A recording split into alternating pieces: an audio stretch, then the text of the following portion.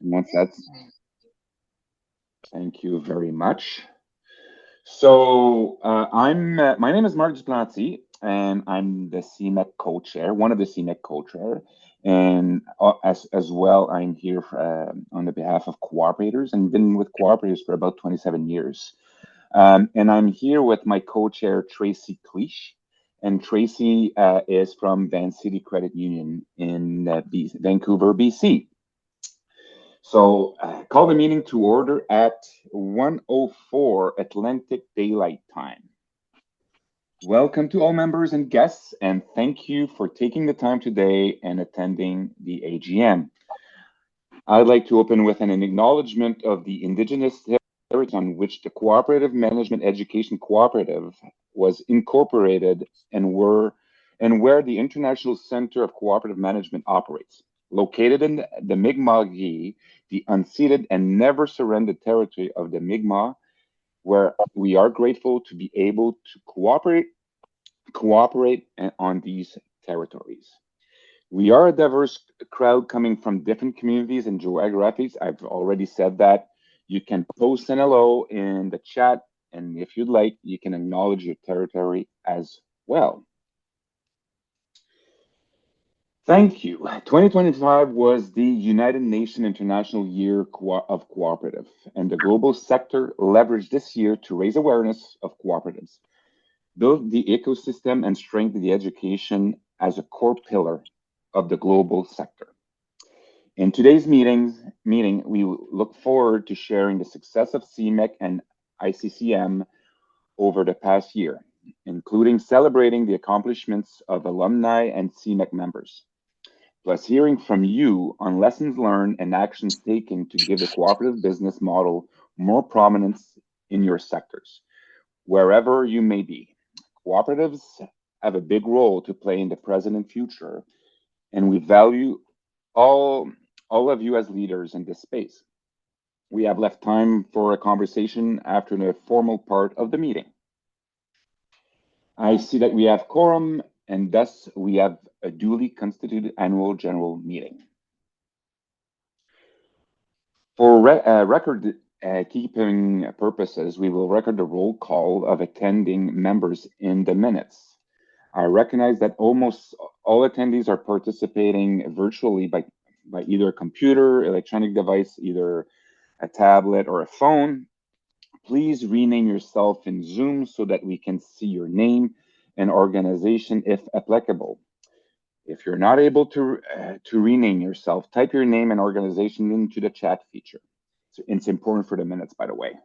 For those joining in person from the International Center of Cooperative Management at St. Mary's University, I'll ask Karen Miner to please add to the chat the list of delegates that are with you over there. For those members who are joining by phone alone, I would ask you to provide your first and last name plus member organization verbally now so that we can record your attendance. Please ensure your audio is muted when you're speaking. So I'll just give it a minute. So if there's anybody on the phone, I don't think we have anybody, Aaron. Just FYI, I'm looking at the participant list. Oh, sorry. Sorry, this is Alfred Owino. I'm on the phone. I think I'll just edit to add the details of my organization, but my organization is the African Confederation of Cooperative Savings and Credit Associations, abbreviated ACOSCA. Thank you, Alfred. Appreciate that. We do see your name, but having the full name of your organization is great. Thank you. Okay, let's move on. Thank you. I would like to introduce now the other members of the current CMEC board and the ICCM staff that are online right now. I'll start with Andres Escobar. He's an individual member from Canada. Ashley Graywall from Van City Credit Union. Urban Kroll, neighboring food co-op association in the US. Fred Frunlich from University of Mondragon in Spain. Terence L. Courtney, Federation of Southern Cooperative Land Assistance Fund, and Susanna Collins, a student alumni representative. Also from the staff, the CMEC treasurer, Jillian Stagg, International Center of Cooperative Management representative on the call today, we have Karen Miner, Sonia Nufkovich, and Aaron Hancock.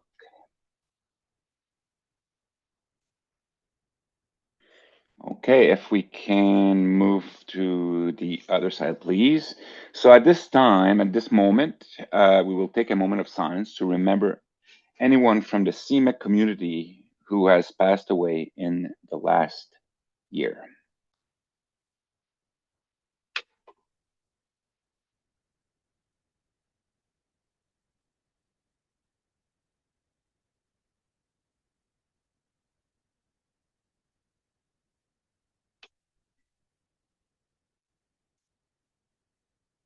Thank you. Next, we are looking to adopt the agenda. You have the agenda in front of you for today's meeting, and to make it easier to determine the vote count on each motion, we will ask for objection and abstention versus asking for those in favor of the motion. This approach is based upon the assumption that there will be fewer objections and abstentions than those in favor of the motion. So we will test this, I guess, right now. So the first motion is to approve the proposed agenda that we distributed and that you're seeing in front of you. Do we have a mover? I'll move, Marc. Tracey. Thanks, Tracey. A seconder?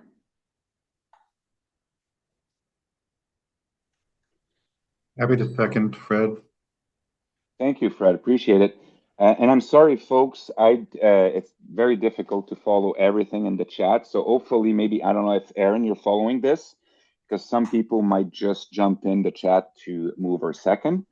At this point, is there any discussion on this motion?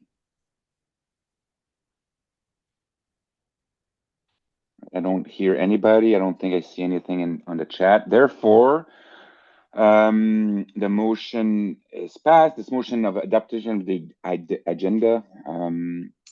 I would ask, oh, sorry. I would ask, it's not passed yet. I would ask for anybody that objects to the motion. Hearing or seeing none. Any abstention?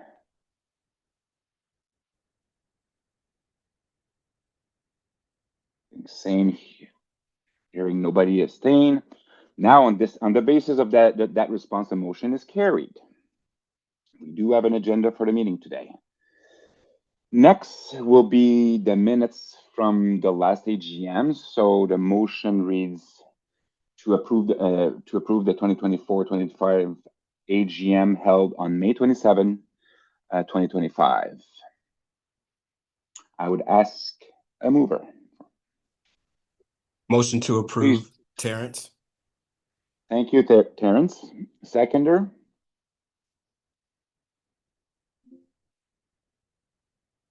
Please just jump in, remove yourself from mute because sorry, can't see everybody. Second, Fred. Thank you, Fred. Perfect. Any discussion?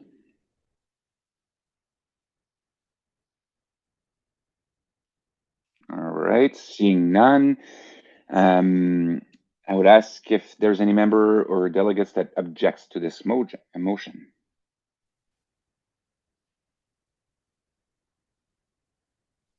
Right, hearing none. Any abstention?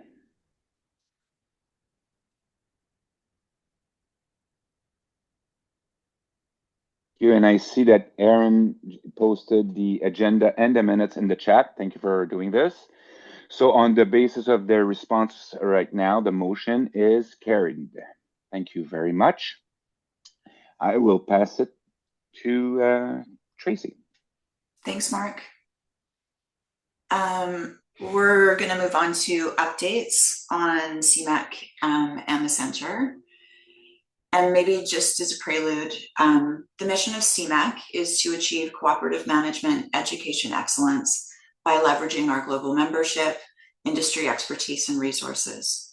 So the work of CMAC is always accomplished through the partnership with the International Center for Cooperative Management at St. Mary's University, so known as ICCM, and it's affiliated with the Sobey School of Business. So I want to introduce Erin, manager for the educational programs, to provide an update on a pretty awesome year. Over to you, Erin. Thanks so much, Tracey. Okay, great. So we wanted to kick things off by saying a huge congratulations to Tom Webb for his long and committed career in cooperatives, which continues today as he works on housing cooperatives on the South Shore of Nova Scotia, as well as his next book. Tom was a co-founder of the master's program and set the foundation for building the center. In 2025, he was inducted into the U.S. Cooperative Hall of Fame. We do have some flowers for him. He's here on campus with us today. So for those of you in the room, there's Karen. If you can see her, the International Center showing up there, the flowers are being delivered. Thank you, Tom. We couldn't have what we have today. We certainly have built this on your shoulders and the others who stepped forward to make that first program and now what is the center possible. So congratulations, and from the bottom of our hearts, thank you for your work. We also want to say a warm welcome to Tammy Mercier, who has just joined us in a new role, Center Manager and Education Director. She's unfortunately not with us today. She's very new and already had some travel booked, but we're very pleased to have her experience in change management, education, facilitation, and with over 20 years of experience in the financial services sector, including 10 years of that in consulting with the credit union system. So she brings a deep passion for the work that we do. And I'll be honest, we were looking for a unicorn in this role, someone who had all these different skills and backgrounds, and we found it. So what a great addition to the center. We hope that you'll connect with her. I'll drop her LinkedIn a little bit later so you can connect to her. So this slide here showcases the breadth of what we do at the center. So thinking about where we were back in 2002, 2003 with the master's program, and to see the expansion of everything to today. So the whole goal of what we do is helping the global sector with community impact, member impact, improving what they do, building loyalty among members and staff people and leaders as well. And the center undertakes research. We publish case studies, reports, and books on cooperative business and governance, often with an emphasis on sustainability as well. So our education is everything from 1 hour to 3 years online part-time master's program. And when I'm done speaking, I'll drop more links into the chat for all of you as well.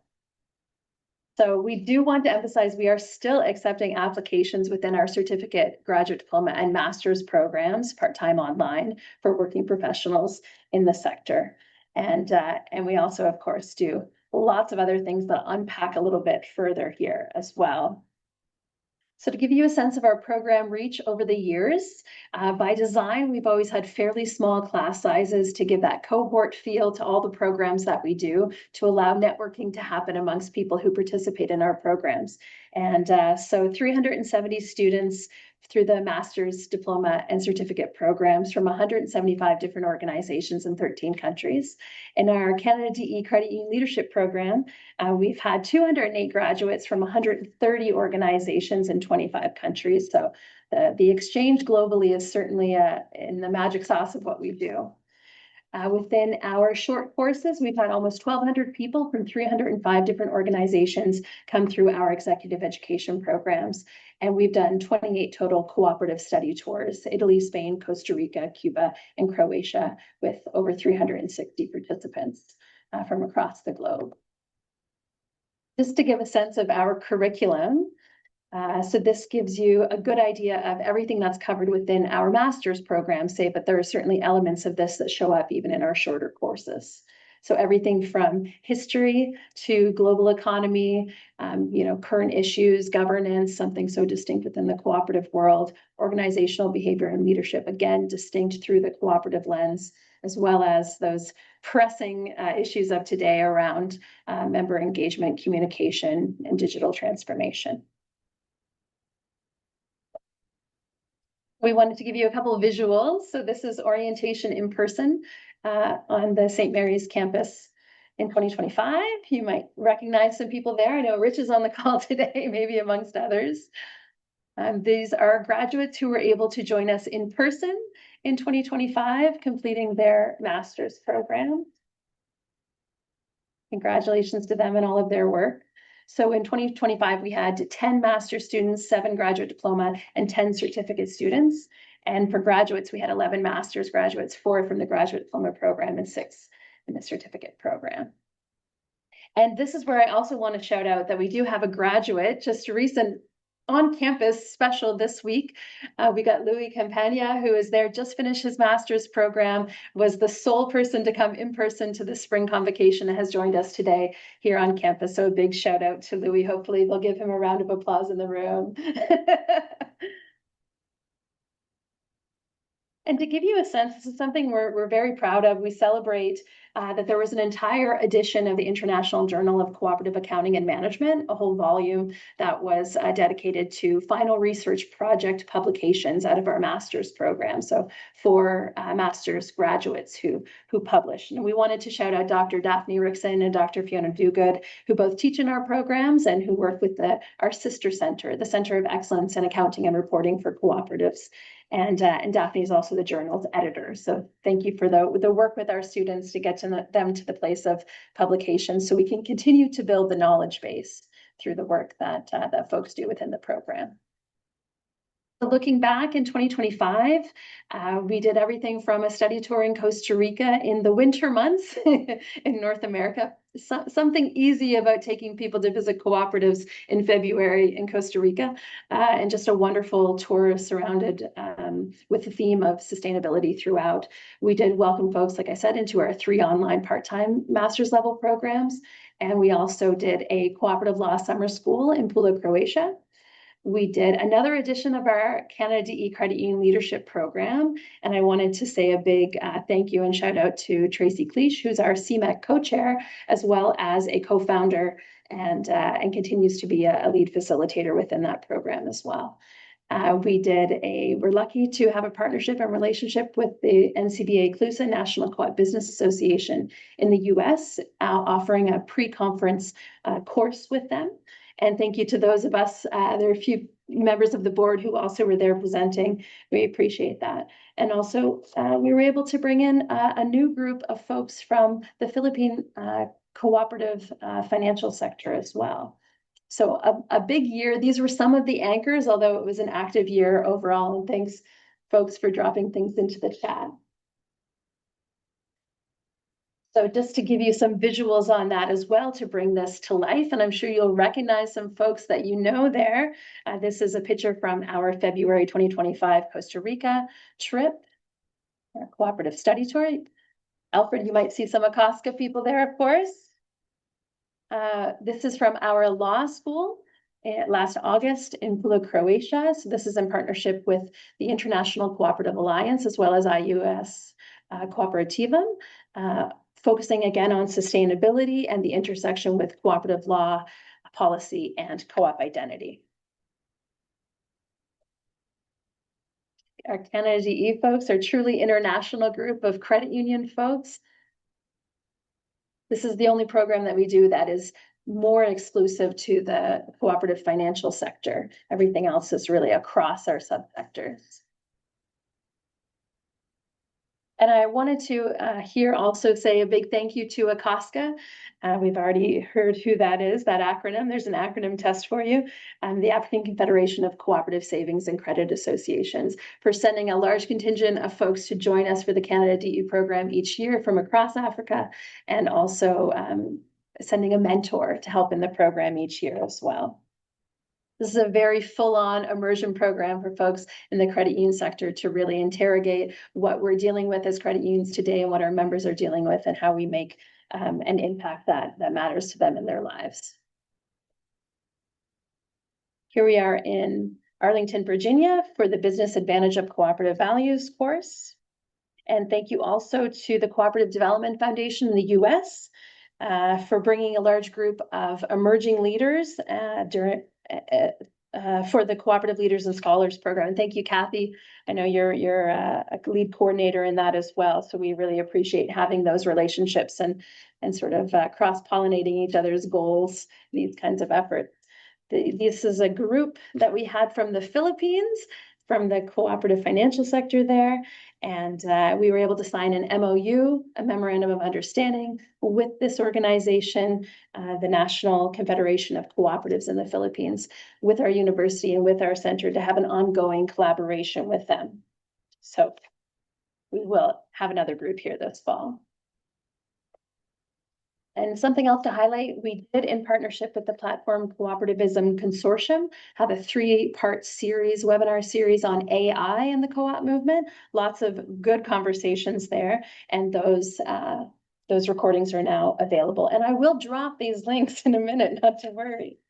So that's where we were, where we have been in 2025 and leading up to this meeting. And in terms of what's coming up, you could map several of those things onto this year, and that a lot of those programs were successes, and thus we'll have another iteration of them. We're super proud of that.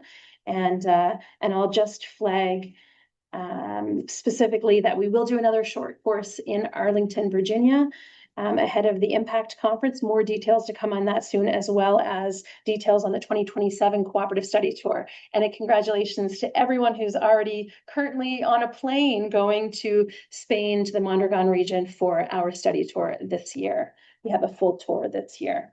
So now I'll show some visuals of other things that are coming up. So I'll emphasize again, we are still accepting applications. We list May 31st as a deadline or until full for our online master's, graduate diploma, and certificate. We have a slightly smaller cohort so far this year, and we don't want people to be afraid of that May 31st date. We will leave it open, but we'd love for people to be in touch and to say that there is room and we do want you there. Our slightly larger exchange of ideas when we have a slightly larger class allows for better learning overall for everyone, and obviously sustainability of the program as well. So for anybody who's on the fence, or you know of people you want to bring forward within your organization, don't sleep don't sleep on the 2026 opportunity.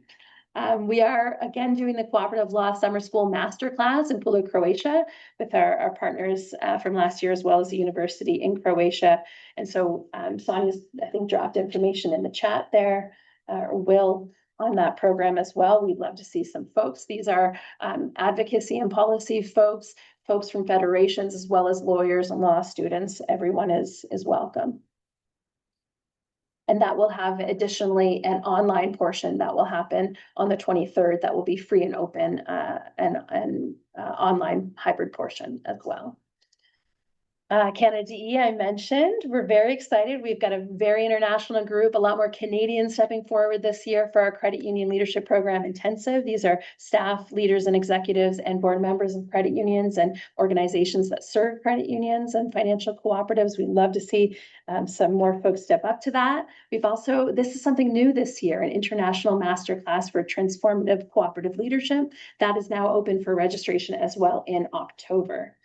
And I will just mention, in terms of some exciting things in addition that are not as public facing, we have been working with cooperators on a custom course on cooperative culture for their employees. We've been working with the Cooperative Housing Management Accreditation Program with the Co-op Housing Federation of Canada, offering the Cooperative Culture and Living course. And we've also been offering staff training through the Cooperative Housing Federation of Canada. So lots of courses and special projects and partnerships that has made this last year very exciting, and things that continue as well. So next, I wanted to move to something that just happened, and thank you for all of you who did attend. We had a very exciting week last week. We every number of years will host a symposium to focus in on an area of cooperative understanding that maybe is a little bit less understood, or there's not as much knowledge or writing about it. And so the theme that we chose for 2026 was around cooperative identity and energizing the cooperative brand. So focusing in on brand, marketing, and communication. We want to say an appreciation to Co-op, as well as the Northwest Cooperative Development Center, for being partners and sponsors in that, as well as Co-ops and Mutuals Canada, who was a supporter of the event. throughout. So it was a wonderful time to get together. We're now posting the recordings for that. I think a number of them are already up. And again, I'll drop the chat here in a minute, but just to give a sense of what the focus of this was, there were 5 themes, many of them addressed in multiple ways throughout each of the sessions. But we had assessing authenticity, so around labels and certifications, identifying cooperatives, effective branding and how we position a message, marketing the co-op advantage, communicating cooperative identity, and looking internally at culture as well, and resonating in the contemporary digital landscape, including social media and the wonderful world of online living and marketing these days. So we had 46 speakers from 11 countries, 25 presentations and workshops over 4 days, and 430 attendees from 52 countries. So certainly a great convening of people. These are the sessions. We'll share these slides after with everyone, and this is also available with all the details of everything on the website as well, just to give a sense of the diversity of what we did. We really tried to give people from the nitty-gritty skill building all the way to the more strategic conversations and thought leadership around how co-ops are positioning themselves in the public. The world map visual of who attended, just a fantastic diversity of folks, and that's part of what we get excited about in our center is bringing together ideas and expertise and willing learners from all around the world to exchange and connect. So with that, I'd like to show a short video from Tom Ivy from .coop, who is one of the partners and co-organizers, who was unable to make it with us today, but wanted to send some words on the so what and the impact of the conference and then what comes next. So let me just get my audio working here so you can all hear it as well.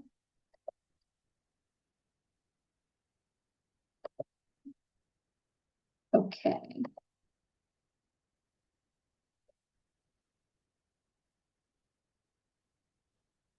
Hello, everybody. It's great to be here and great to speak to you. My apologies, it can't be in person, but I'm hoping this recording will Not go seeing the video, Aaron. on the fantastic symposium that we held last week.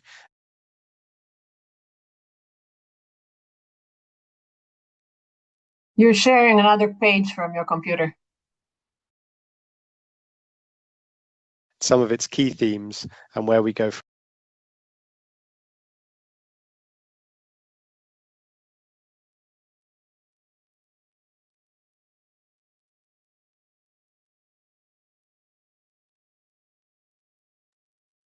We're good now.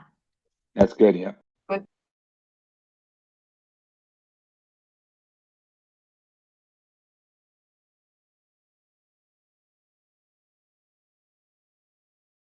Hello, everybody.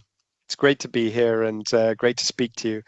My apologies, it can't be in person, but I'm hoping this recording will go some way to informing you on the fantastic symposium that we held last week, some of its key themes and where we go from here. My name is Thomas Ivy and I'm the Community Development Manager here at .coop. And if you don't know what .coop do already, then we are the custodian of the .coop and .credit union domain names. We manage the verification for the global cooperative Marc, and we also manage the identity platforms worldmap.coop and stories.coop as well. So I'd like to tell you a little bit about how the symposium got started, first of all. Well, Aaron and I got together at the end of 2024 to discuss how we would keep the momentum going after the International Year of Cooperatives in 2025, and how we were going to keep the dialogue moving on how cooperatives can showcase their identity and use it to make real economic impact. We also had the context at the time of the ICA's refresh of the Statement of Cooperative Identity, a process that they went through during 2025, and also the context of the International Cooperative Alliance's strategic update for 2030. .coop also at the same time was conducting its own communications and branding strategy refresh, a process that we really felt would hinge around our learnings and the insights we got from around the globe gathered by holding this symposium. So it came at a very fortuitous time, and we felt that it would really help us to build case studies and good best practice for the cooperatives around the world to be able to showcase their visibility and really harness their cooperative nature. And wow, did it deliver. The symposium was incredible. I'm sure Erin has got some fantastic stats on the breadth and number of people involved. But there were some key themes that emerged across all the sessions, which I will go through a few of them now for you. So visibility of cooperatives was highlighted as still a challenge, and this is backed up by research. Even though we're a massive part of the economy, we're still acting like outsiders and a small voice in the room, but we're certainly not. We are a massive part of the global ecosystem. To tell this story, our good storytelling is critical, but not just feel-good accounts, stories backed up by data and a good communication strategy to use those stories to be able to enact change. We saw several examples of how that can be done in practice. Cooperatives are grounded in local communities, they're in connection, and this gives them trust, influence, and responsibility. It seemed like time and time again, across our message, authenticity is one of our main assets and a very much a key link to the storytelling part of our visibility. A quote from the session was that the world is yelling fire at the moment, but no one is yelling firefighter. We as cooperatives have the alignment to solve problems in this hard climate where bills are tight and then there's a message that times are tough. But cooperatives have the message that they're there for you and you don't have to figure these out alone. If we're not at the table, we're on the menu, was another quote. And engagement in political discourse and using our cooperative culture is central to being able to enact change and being an impact not just in the members of the cooperatives, but also the wider communities and population around cooperatives in their local regions. Data is critical for this. There was a lot of discussion about how pulling data on habits and behavior can be used to do real data-driven decisions in communication and branding. People are also looking for the truth to your stories. They're hearing a lot of marketing at the moment from a lot of sectors, and this connects with the authenticity that naturally comes out from the way of cooperative operation. Co-ops have a special relationship too on their side. It's not competition, it's co-opetition, another quote. This is where co-ops compete in the same space and services, but come together as a community to share best practice and look at the sector and the world around them on a regional level. And this is a real superpower of the cooperative community. Lastly, there were some amazing stories about how co-ops are using data-driven decisions to enact real change and real impact in their local areas. One of the most exciting for us was that CMC in Canada is going through a process of adopting a cooperative identity system. The use of the identity assets, along with a model that could be easily replicated in other areas and countries around the world. And this was also highlighted by the Director General of the International Cooperative Alliance, Jeroen, on his panel as a compelling project. We also heard how the cooperative identity links to the SDGs and several other areas of cooperative legislation. There was a fascinating spread of different opinion points, different perspectives, and information from many different sectors of the world. And I really wholeheartedly encourage you to look at the recordings and hear about the work that these cooperatives are doing. So what does this mean for the future? Well, some of the key themes I drew out, which are going to really impact our strategy over the next 18 months and onward, is that storytelling is a clear vehicle for public understanding. Good data is also essential to make effective and meaningful decisions on communication, visibility campaigns, and projects that really deliver results. Removing jargon and technical details on cooperative business structure with a focus on clear, simple language around ownership has been shown to have real impact. And a cohesive brand is also seen as very desirable.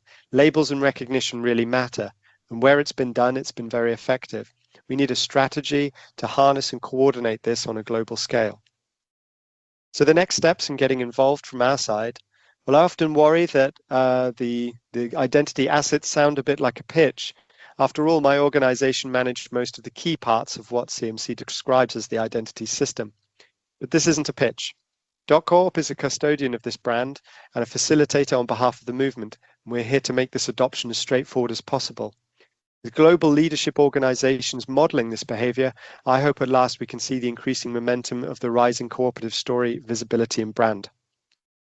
As I said before, this symposium acts as a hinge for us. And I really feel like this is going to give us a way forward and a clear direction in where we go for now for being effective and for really harnessing the cooperative brand and visibility globally. It's been incredibly motivating and inspiring to hear all of these stories. And lastly, I would like to say a huge thank you to the team that put this together, because this has been one of the most successful and dynamic events, either online or in person, that I've been part of in my last 10 years. Thank you very much for listening, and I'm really looking forward to engaging more on this discussion, and particularly in improving our presence and collaboration with Canada specifically. Thank you. All the best.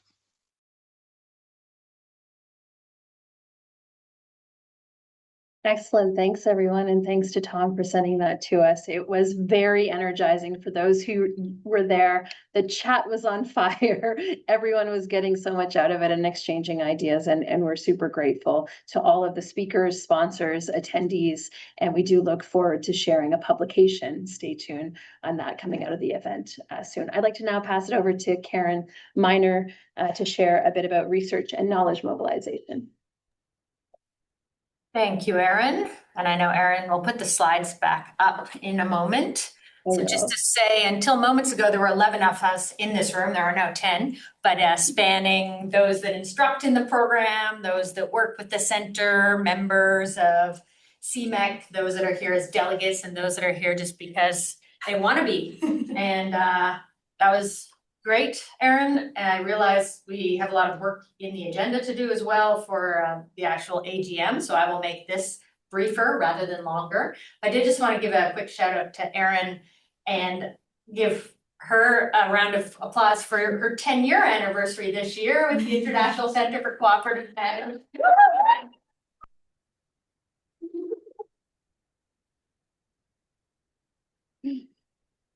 Thanks, everyone.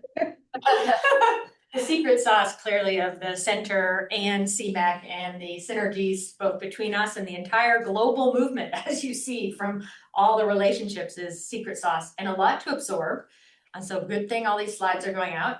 On the research and knowledge mobilization front, I would say like knowledge mobilization is just key to what we do. That's why we're always saying it's synergy, it's synergy. We have a center, we have accredited programs, we have short courses, we have something for everyone. It's so important that leaders in our movement learn more. Not everyone's going to deep dive into the research that goes in behind the scenes that leads to us creating new programs, improving programs, offering different things out there, supporting each other, meeting with folks that want to talk about a specific topic and going to our brains and trying to figure out what we know and who we can connect them with. So the next few slides, I'm not going to read through them. I'm going to try to just let you look and know you'll get them. And if you want to know more or read more, come to us and ask. But it also illustrates how we're in partnership with others, whether with that first bullet on the former slide, it mentioned another college or university in Canada, Conestoga, which actually then doesn't even illustrate how it was a whole network of various universities and researchers involved in just the topic of cooperative board decision-making in the Canadian context. So just one example among many of how a bullet doesn't say it all. It may just give you a title, give you a few names, and not the full sense of the network behind all of this work, and that it is us working cooperatively and never with the idea that this is something we're trying to involve ourselves in just so it gets on our list as something that's tied to the International Center or St. Mary's or CMAC, that we're all doing it as a collective effort. So this is the first bullet there was already mentioned a few times, the important work that's going on globally tied to the International Cooperative Alliance. Another key and interesting think tank that's evolved in the last couple of years tied to Mondragon, a very famous cooperative network.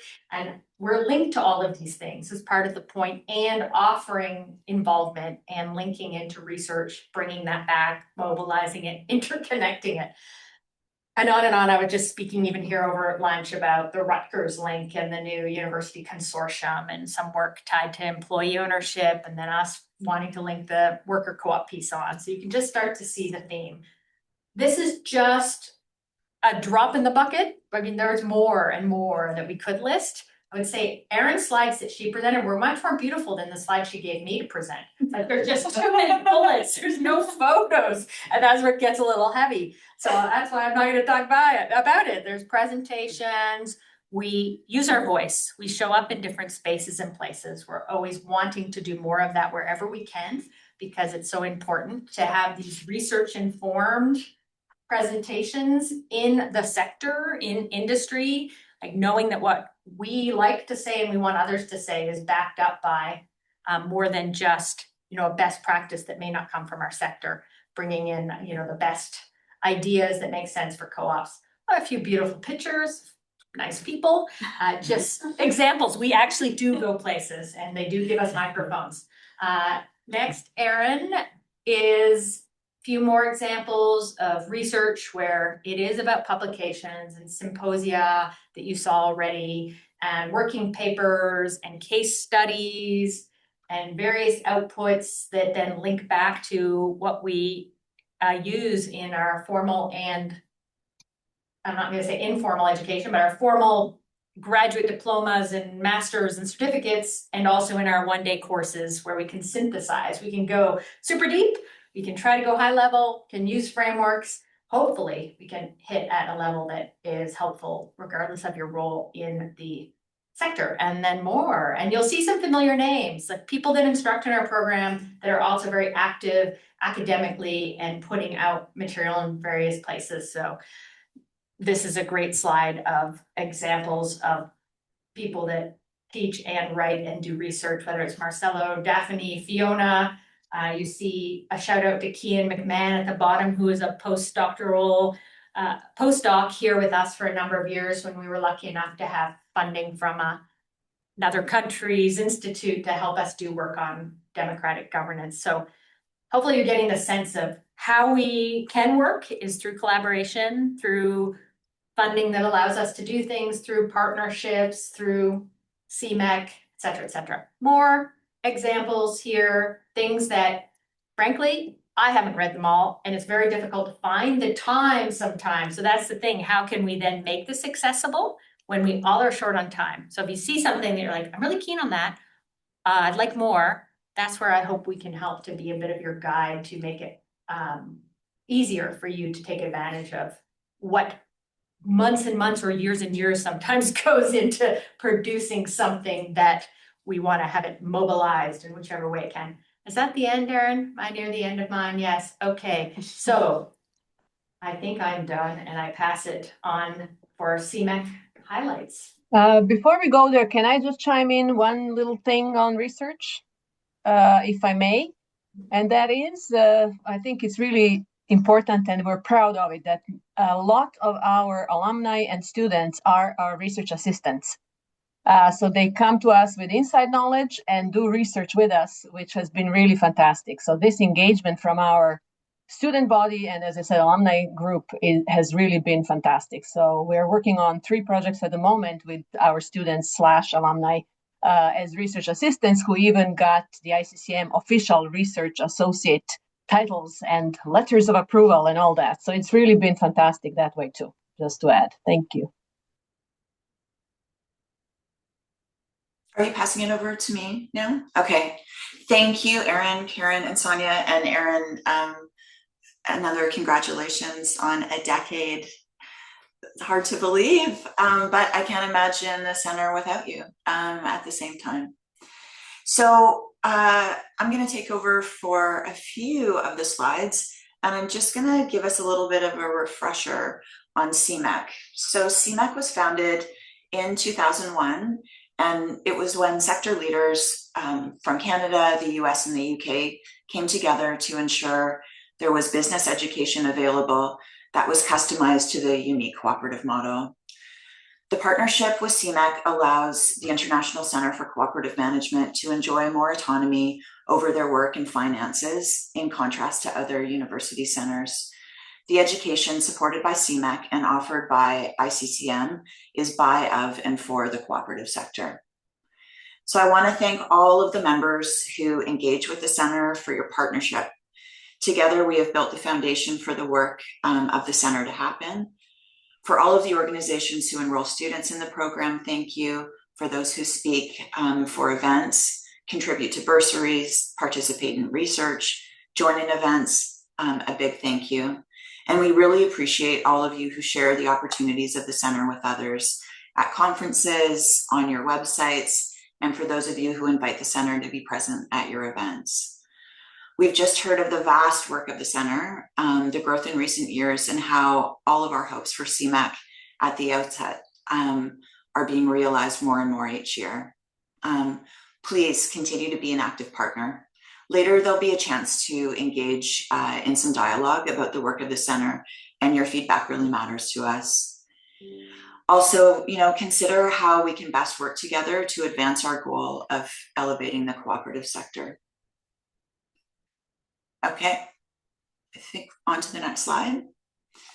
So now I'm going to talk about contribution, and I want to thank those of you who have contributed to the bursary programs, making the courses accessible to people whose cooperatives cannot afford to cover their costs. CMAC created the Leadership in Cooperative Management Education Bursary over 10 years ago, and in 2024, a new bursary was also established, the Carmel Bellamy Cooperative Governance Bursary. This endowed bursary was created recently through the cooperators. Both of these bursaries are open for additional financial contributions. And this past fall, you received an invitation to contribute towards a voluntary membership contribution campaign. We were heartened by the response, bringing in over $40,000, including the renewal of the cooperators' annual contribution. This has strengthened the work of the center and the ability to expand programming. Thanks, everyone. Your support happens in a lot of ways, and thank you for those who strengthened the center in all of these ways over the past year. Lastly, you may know that for the last 4 years, we've offered an online mini executive education course. It's co-hosted between the center and CMAC, open to CMAC members and the wider sector. We held the Business Advantage of Cooperative Values in February, and over 150 people registered. Due to the popularity of these events, which is a great thing, we'll be sure to schedule another and invite you all and your networks. Okay, now there's a lot of things to celebrate. Are you moving to that slide, Erin?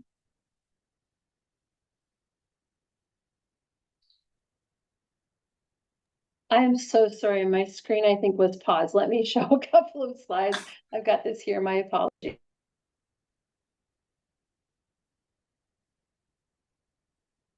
Okay.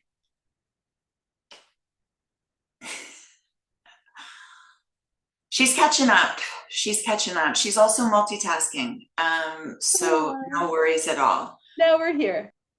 Okay. So there's a lot to celebrate amongst our members, board members, and the center's alumni this year. And we hope you'll add to the list, and you can do that in the chat if there's any additional mentions. So I'm going to go with this list. We want to congratulate the 2025 Association of Cooperative Educators Award recipients, whose work continues to move the cooperative movement forward, including the Reginald J. Cressman ACE Award. The recipient was Arctic Cooperatives Limited. The Mary Nerlungulik Award for Board and Cooperative Governance, with the recipient being Mary Nerlungulik. The John Logue ACE Award, which was received by Co-op Zone. The William Nelson Contribution to ACE Award, and the recipient there was the Canadian Centre for the Study of Cooperatives. Congratulations to the Association of Cooperative Educators turning 75. Additionally, GIA Consulting Cooperative took over as administrator and conference organization for the Association of Cooperative Educators. GIA is a consulting co-op made up of all master's graduates from the center. Just Us Coffee Cooperative is turning 30. Paul Hanna retired from the cooperators. Paul was a great supporter of CMAC in the center and former board chair of CMAC. Wishing him all the best. Van City Credit Union turns 80 years old this year, and they have enrolled many staff into our programs over the years, remains a close ally and partner, and my employer. The neighboring Food Co-op Association turns 15. Urban Crowell, who's on our board, who's traveling to Mondragon right now, is a master's alumni and center instructor, and he leads this organization. And we're really proud of another master's alumni, Suzette Snow-Cobb, who's also a crucial member of the NFCA, sorry. Karen Brodeur, master's alum and longtime leader within the Cooperative Housing Federation of Canada, was celebrated by the Nova Scotia Cooperative Council, receiving a Distinguished Cooperator Award in 2025. Karen's contribution has been significant and still continuing. And hang on, there's more. Acoska, who we've heard from, secured a host country agreement that grants diplomatic privileges and recognition in Kenya. Also, Acoska has taken a transformative step by launching the Africa Cooperative Reforms Agenda, and with the first implementation milestone, SACCO reforms in Kenya, marking a shift towards stronger governance and supervision. Speaking of some anniversaries, our very own Karen Miner will be concluding 9 years on the Cooperatives and Mutuals Canada board, an amazing accomplishment, definitely worth noting, with thanks from the staff members of CMC. The Federation of Southern Cooperatives completed a 5-year project to develop a seafood processing cooperative with Latino fishermen in Calhoun County, Texas.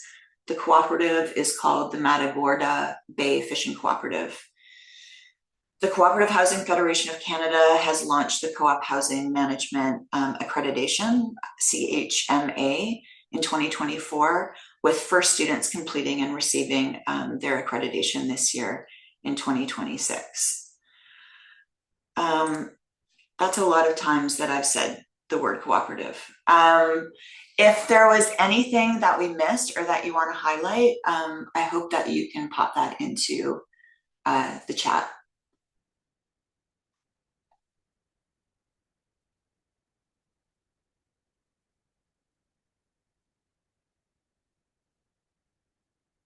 Is there any ones that I missed on that list there, Erin? You did great. It's amazing to see how much there is to celebrate in this network. Congratulations, everyone. Okay, with that, I think I'm going to pass it over to Marc. Oopsie. Here you go, Tracey. Thank you. Caught off guard here, but I think we're passing it to Jill for the financials. Item 6 on the agenda. Thank you. Hi, everyone. Can you hear me okay? It's convocation here, and so there's bagpipes in the background, so I'm just making sure that everyone can hear me. It's very Nova Scotian right now. So within the meeting package, you received the financial review for CMAC that shows the statement of financial position as of March 31st, 2026, and the statements of operations, changes in net assets, and cash flow for the fiscal year end. CMAC's financial activity is limited to the business of the co-op, not the activities undertaken by ICCM at St. Mary's University. CMAC's operating expenses include directors and officers' insurance and liability insurance, plus the cost of an annual financial review and filing an annual return with Corporations Canada. Staff support to CMAC is made in kind by ICCM. As a reminder, through CMAC's agreement to be the financial secretariat to the International Cooperative Business Education Consortium, ICBEC, financial contributions flow through CMAC, revenue and expenses, into an account designated for this purpose. There is regular reporting and transparency to the board on this. So as stated within the review, you will see instances of CMAC operating expenses related to the yearly insurance, the filing of the annual return, and the cost of the financial review, Of note, CMAC operating began this year with an operating deficit, which as of year end has returned to a positive cash balance owing to the membership contribution campaign. You will also see instances within the financial review of partnership contributions linked to services rendered from the center, such as executive education and research and programming initiatives carried out by the ICCM.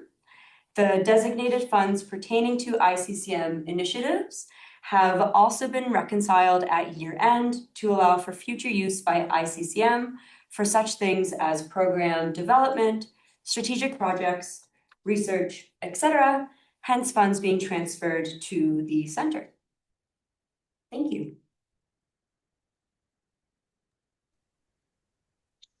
Thank you very much. Sorry, I'm just trying to follow the script here. I believe we're now at the motions. Thank you very much. And the first motion, because we have a couple of motions to approve, it's to accept the financial review for April 1st, 2025 to March 31st, 2026 as presented. So to start, I'm going to ask for a mover. I move, Sonia. Thank you, Sonia. Seconder. I'll second Ashley Vancity. Thank you, Ashley. Appreciate it. Any discussion? And please get, if you can go off mute, and just jump in if there's any discussion.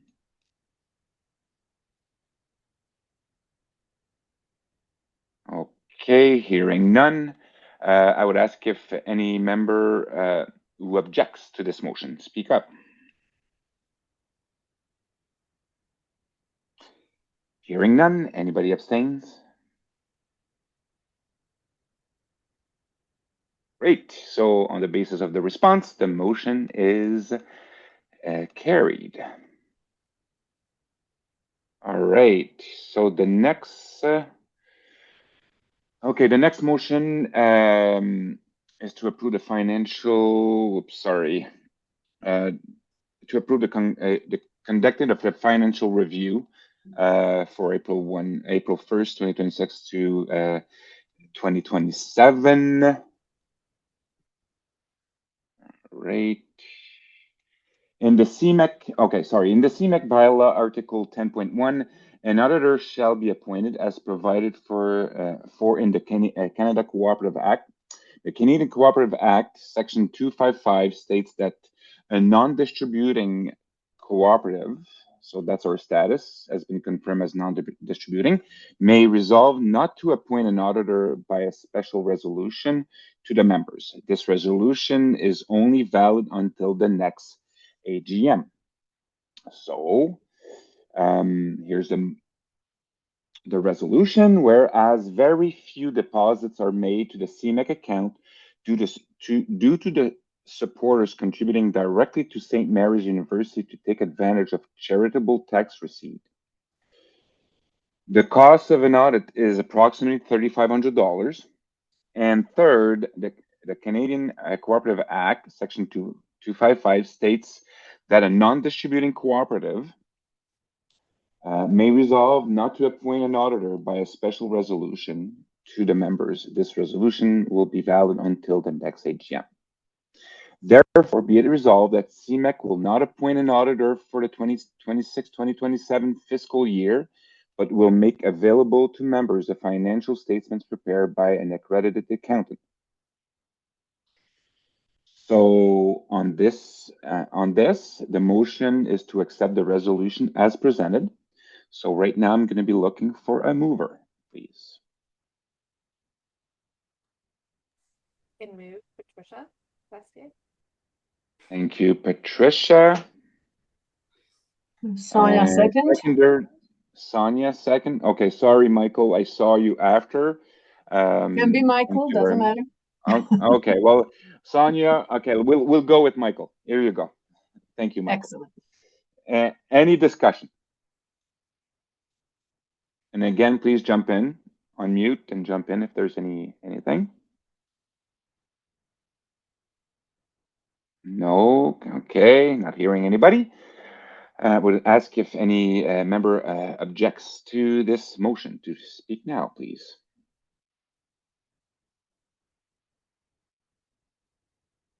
Hearing no one, I would now ask for any abstentions.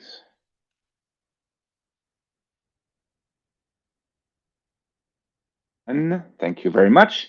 So on the basis of that response, the motion is carried. I believe now I'm going to turn it over to you, Tracey. Thanks, Marc. So I want to start by thanking all the board members for their service, and a special thanks to Freud Freundlich, who completed his tenure on the board this year. Fred, it's been great to work with you, and we have really appreciated your contributions. So this year we have 3 board members whose terms are finishing, 2 are rerunning, and 1 has a new candidate from their organization running. We can welcome up to 6 people through the board nominations process, which would reach our upper maximum of 11 directors, inclusive of anyone rerunning. In the nominations information sent out ahead of this meeting, you will have seen material showing we have 2 incumbent directors, 3 new nominees, which would mean acclamation to the board for these individuals if no new nominees step forward, as the total directors and composition meets the requirements as laid out in our bylaws. And now I'm going to hand the floor over to Marc to proceed with nominations, as I'm going to be running for one of these seats. Over to you, Marc. Thank you, Tracey. So we asked for nomination to be submitted by May 15th. We do not require any more nominees as we meet the required board size. However, the bylaws allow for nomination from the floor, and any candidate stepping forward should be prepared to provide a brief statement.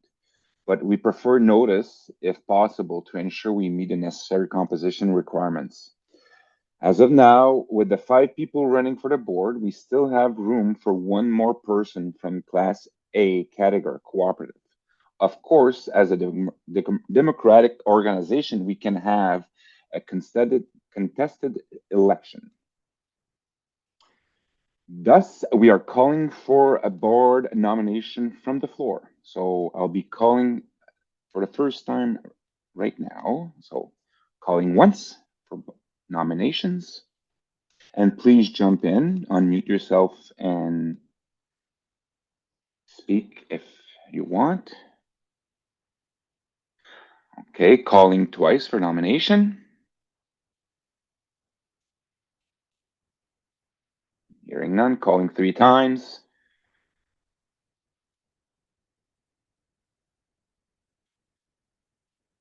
Okay, not hearing any additional nominations, we will proceed to those who were nominated leading up to the AGM. Great.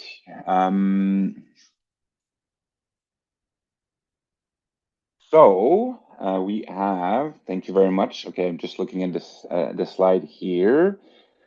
So what I will ask is to make sure that every candidate have a chance to speak. Very briefly, we did discuss this, and hopefully you will be okay with this. I will put a timer on to make sure that everybody has the same fairness chance to speak. We will put 1 minute. So around the 50-second mark, I'll just maybe jump in and say 10 seconds, and you're gonna have another 10 seconds. So at this time, I will ask, oh yeah, right, sorry. Our first candidate, Stephen Gill, unfortunately was not able to attend today's AGM. So Aaron did receive a note from Stephen. So on his behalf, I'm gonna ask Aaron to speak up, please. And don't forget, 1 minute.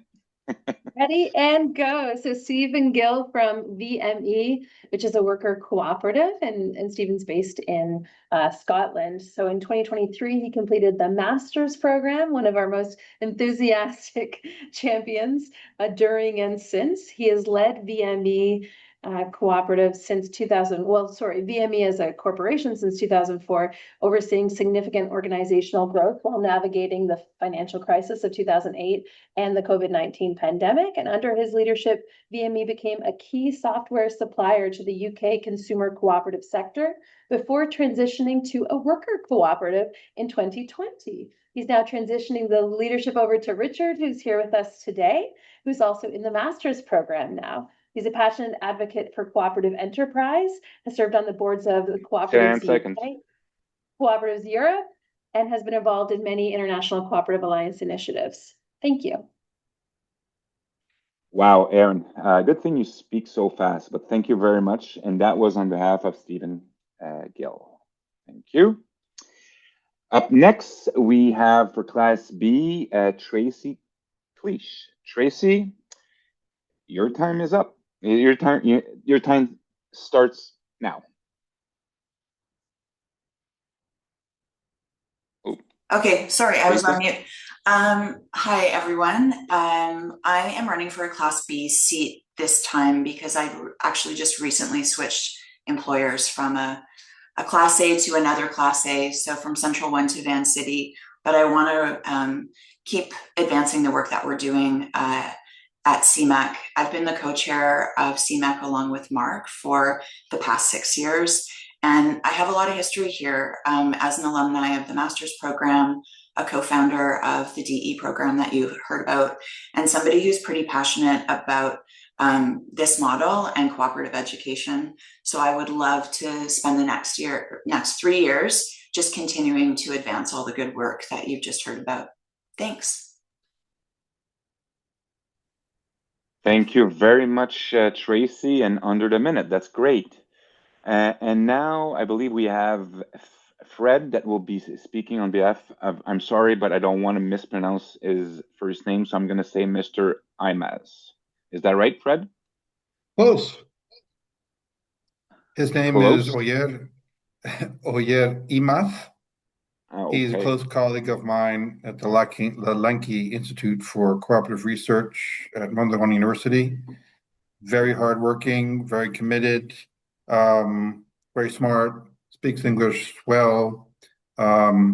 He's had a broad experience in governance and in connecting cooperatives to civil society in his research and practical work. I think he makes a great candidate. Thanks, Fred. Next up, we do have Andres Escobar. Andres, are you ready? I will pass on reading my biography, which is in the package, but thank you. Okay, thank you very much, Andres. And next, Sonia. You're good to go, Sonia? Yes, just to say thank you. I think everybody knows me well because I've been doing this for a while. But still, just to say that I am returning to offering to stand for this board because there's a lot of, shall I say, turmoil and changes in the space of cooperative education. And I think I can contribute to CMAC in making some difficult decisions and some exciting decisions in the coming few years. So I'm happy to stand for the board. Thank you. Thanks, Sonia. Great. Well, thank you for the 5 of you. So now we're going to move to the motion. It's the approval of Stephen, Tracey, Boyer. I'm sorry, Andres, Sonia for the 3-year term from 2026 to 2029. I'm looking for a mover. So moved. Fred. Sorry, Fred. Thank you. And who is willing to second? I'll second, Richard. Richard. Thank you very much, Richard. And any discussion on the motion? All right, hearing none. Any objections to the motion? Please go on mute and speak up.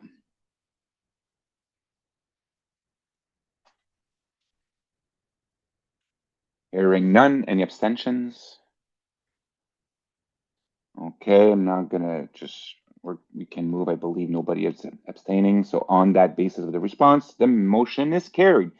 So on that note, thank you to all candidates and for the members for engaging in the democratic process, and welcome to the board. It's going to be interesting to work with all of you for the next 3 years. And on that note, Tracey, I'll pass it over to you. Thanks, Marc. And thanks, everyone. I think now we're going to open it up for discussion for the members in the room. And Erin, I'm thinking about 10 minutes. Does that sound right to you? Yes, sounds great. So this is your time, and there's some questions to get us going on the slide. So if you want to share, what are your pressing issues in regards to education or research? How else do you think that CMAC and the center can support your education and research needs within your cooperative? And is there anything coming up related that you'd like to share with us during this time? And I would say you could pop it in the chat, or really if you're on the call, come off mute and chime in. Those questions are now in the chat as well.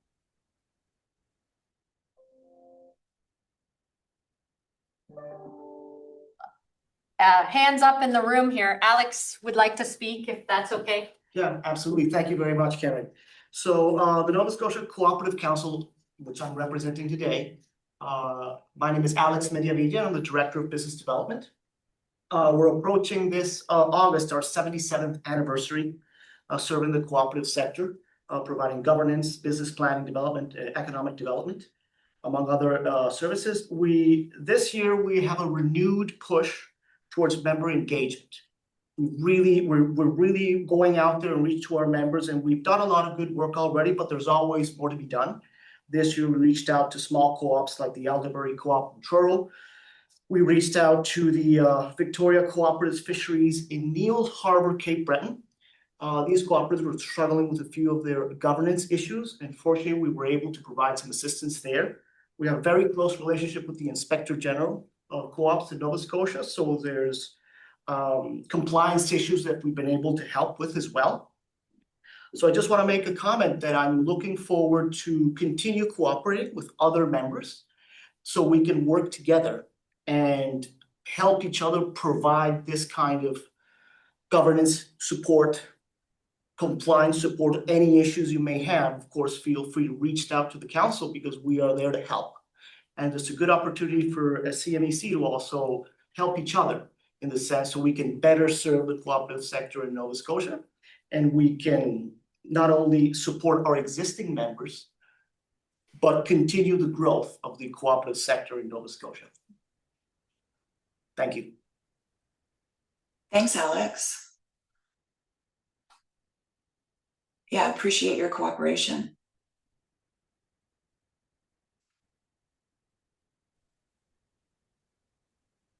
Hi, everyone. I'm Christine Nardi. I'm with NCBA CLUSA, and this is my first meeting, so I'm pleased to be with you and to learn so much today. I just wanted to highlight that I put in the chat information about NCBA CLUSA's new Cooperative Learning Hub, and it includes a couple new cooperative learning tools. One is called the Co-op Launchbox, which is really designed to be for the co-op curious. It's an asynchronous tool that anybody can use to explore whether or not cooperative business is right for them. There's another tool called the Workshop Builder. And then the last one that I just wanted to highlight is we're getting ready to launch a new partnership with Arizona State University to provide a series of micro-credentials related to the foundations of cooperative enterprise. And we'll have the partner website up for that shortly, but if you'd like to learn more about that or be kept apprised of it, you can fill out a brief form at the Learning Hub, and we'll make sure to share more information when it's available. Thanks. Thanks, Christine. I will take a look at that link after this meeting. Thank you. John, I see your hands up. Yeah, hi, John McNamara, Co-Executive Director of Northwest Co-op Development Center. I'm also on faculty with ICCM, and I'm an individual member. But and this is something I've brought up at faculty meetings too. I think there is a gap in the programming, specifically around how cooperatives work with labor unions. Labor unions over the last decade have become growing, especially in the co-op world. Recently, the U.S. Federation of Worker Co-ops has put out a formal call for its members to adopt labor neutrality in their bylaws. This includes worker co-ops, democratic workplaces, and co-op development members. The ongoing struggle at REI with the efforts of their workers to unionize, and the way REI is approaching that really shows that there can be a cooperative difference. REI isn't demonstrating that, unfortunately. And there's a growing movement for unions and co-ops in the UK and Canada, especially with the Union Co-op Initiative in British Columbia. I think it really is a gap, and as managers who may be coming into unionized workplaces, we need to develop what a cooperative model looks like for working with labor unions. And so I think that is becoming more and more pressing as the current economy and the global situation is putting more demand on worker solidarity and engagement, and co-ops need to have an answer for that. Thank you. Thanks, John. That's great insights, and noted. I can see Erin was nodding her head. Yeah, thank you. I see a hand up in the room, Karen. Yes, Tom had his hand up. Okay, and I hope you can hear me. I'll try to talk loud. First of all, I'm astounded by the progress that this organization and CMEC and the ICCM have made. It always blows me away, and I'm delighted to have had some role in it. We live in very difficult economic and democratic times when democracy and a good economy that serves the needs of people are under threat. And never has cooperation been more important than it is now, and it will be in the future. And I want to end with a very quick thank you to NCBA and my cooperative friends in the United States for the honor last fall. Thank you. Thanks, Tom. Great to hear from you. Michael.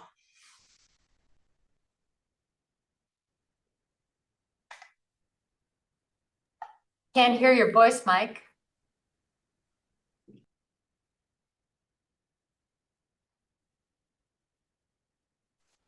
Is that any better? Yeah. No, still can't hear me? No, I can hear you. Now sorry. I'm having some computer issues here. Can you hear me now? Yeah, I can hear you loud and clear. All right. Thank you. So picking up to the note I put in the chat around our strategic plan at our Congress coming up in 10 days, the theme is Power the Economy.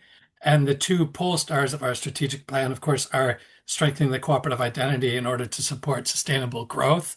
So we'll be publishing, and they'll be on our website as well, some research reports that we've done through the winter and the spring on those themes. And those two streams of work will be a focus, picking up on the wonderful symposium ICCM organized last week or the week before on the cooperative identity and growing the cooperative economy. There's going to be a landmark report we're going to publish in the fall called Power the Economy at a parliamentary reception where we're going to have Andrew Pakes from the Co-op Party in the UK come over and talk about their commitment to doubling the size of the cooperative sector. So there's lots of opportunities to get involved, but certainly on those two streams of co-op identity and growth, support and inputs would definitely be welcome through the rest of this year. Thanks, Michael. And I see there was a couple of additional items dropped into the chat too from Susanna. Registration for the ACE Institute is open. It's in Minneapolis at the end of July, celebrating a 75th year anniversary. And thanks, Patricia. I see CHF has a new website, and you've made all of your education resources publicly available. We'll have to check those out too.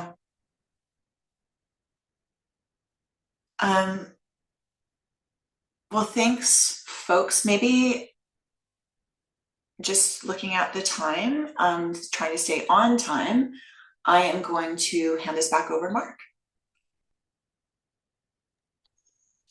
Thank you, Tracey, and thank you for every member, every individual that jumped in and shared some of your information and what's happening in your world. Thank you very much. I guess now, Aaron, one of the last slide, because we are approaching the end, is about other business. So asking to all of you, any other business that you want to touch on?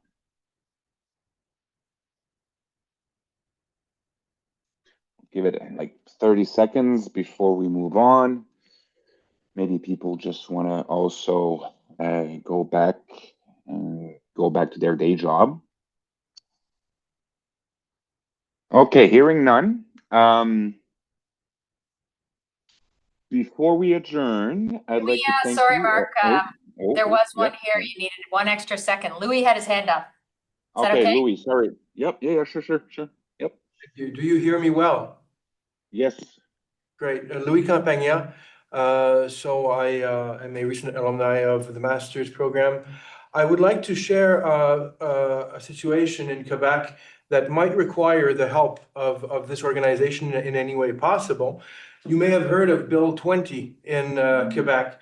This is a bill essentially that is I will describe it without any bias, a frontal bureaucratic assault on the co-op identity and the housing co-op movement, which would end up essentially instrumentalizing cooperative real estate to make it just any ordinary social housing, where co-ops would lose the possibility of choosing their members because tenants would be chosen in a centralized government database, and it would also set income limits to cooperators living in housing co-ops, and there would be penalties when cooperators would exceed these revenue limits. So you imagine situations of founding members 30 years ago who were on welfare, who created their co-op, worked through life, improved their conditions, and then wind up being decentivized, punished for essentially having stabilized their life conditions and improved them. Now, where I request help is that one of the ways that the government can be stopped in this is an international humiliation, essentially. Co-op is a model of co-op legal frameworks, and it's now behaving as a dunce. There is a report coming out of the Cooperative Housing International called Understanding Legal Frameworks for Cooperative Housing, Insight from ILRAI report. Thank you, Aaron, for the hint there. And this is quite fortunate to have this come out at this time. So essentially, I would like to inform and sensibilize. So make you aware of the existence of this legislative process in Quebec and what it means for the cooperative identity. And if there was a petition that was circulating, if there's anything that this organization can do, because as I say, it is a frontal assault on the cooperative identity. Thank you. Thanks, Louis. Thanks for sharing this information. I don't have a ton to say on it for now, Louis. Keeping notes for sure, and hopefully that CHF Canada heard you as well. And I would also suggest that CQCH, probably in Quebec, should be aware of this, and I'm sure that they are as well. So, but yeah, Louis, thank you for sharing this, and we certainly took note of it. Thank you. Okay, so Karen, I'm sorry, I don't see the room, and I so hopefully there's nobody else with their hands raised, and I don't see anybody also online. I believe we can now, go to the last slide and the end of the meetings. But before we adjourn, I'd like to thank you all for being in with us today, and I really, really do. And on behalf of Tracey, myself, all the staff of CMEC, the board, we really do appreciate your presence at the AGM and your continued support. I would like also, and I'm going to ask for the board members, newly appointed or the other board members as well, to stay online for a quick meeting. So on that note, I'm going to ask a mover to adjourn the 2025-2026 CMEC AGM. I'll move, Marc. It's Tracey. Thank you, Tracey. Move, seconder.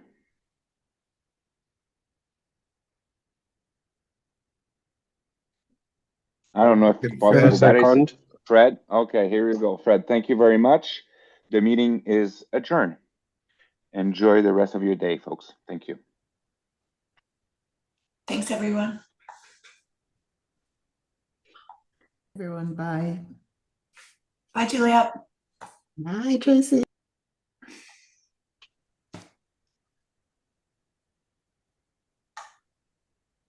Okay, board members, we will resume in 1 minute. I guess folks are just clearing the room. Just to give you a sense, this is always just a quick meeting. Oh wait, let me just pause us.